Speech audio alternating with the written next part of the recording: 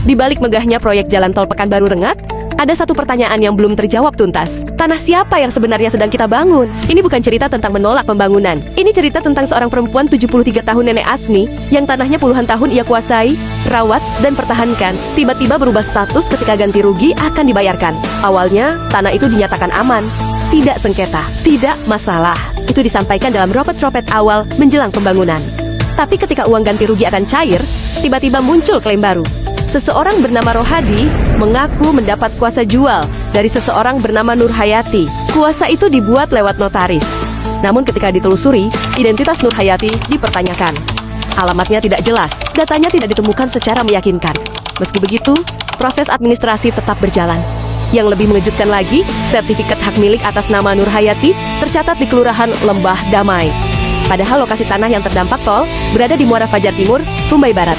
Bagaimana bisa satu objek berpindah kelurahan tanpa penjelasan terbuka? Lalu, dokumen keluarga nenek Asni sempat dibatalkan lewat surat administrasi yang kemudian disorot DPRD karena diduga tidak sesuai prosedur. Bahkan ada pengakuan kekeliruan administratif.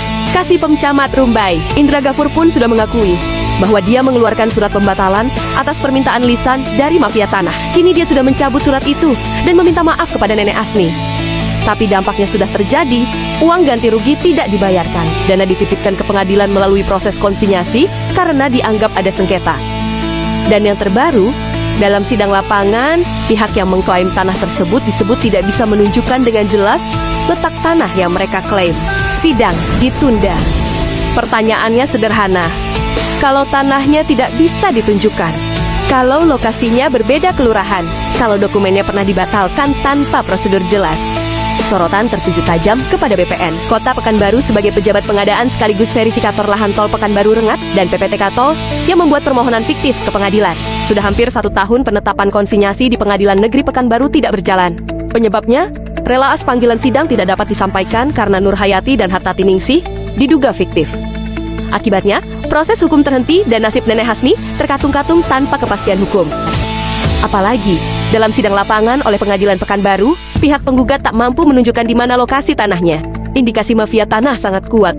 Kalau penggugat saja tak bisa tunjukkan tanahnya di mana, kenapa pemerintah melalui BPN dan PUPR bisa mengajukan konsinyasi? Mengapa seorang nenek 73 tahun yang harus menunggu haknya? Ini bukan soal satu orang, ini soal kepastian hukum. Kalau prosedur bisa berubah menjelang pembayaran. Kalau status tanah bisa tiba-tiba jadi sengketa. Kalau warga kecil harus berhadapan dengan sistem yang rumit, maka kita semua berpotensi mengalami hal yang sama. Netizen, masyarakat, warga Pekanbaru ini bukan waktu untuk diam. Bukan untuk menghakimi tanpa bukti, tapi untuk meminta transparansi. Kita berhak tahu prosesnya bagaimana, dasarnya apa, keputusannya berdasarkan bukti apa. Karena pembangunan yang hebat bukan hanya soal beton dan aspal, tapi tentang keadilan.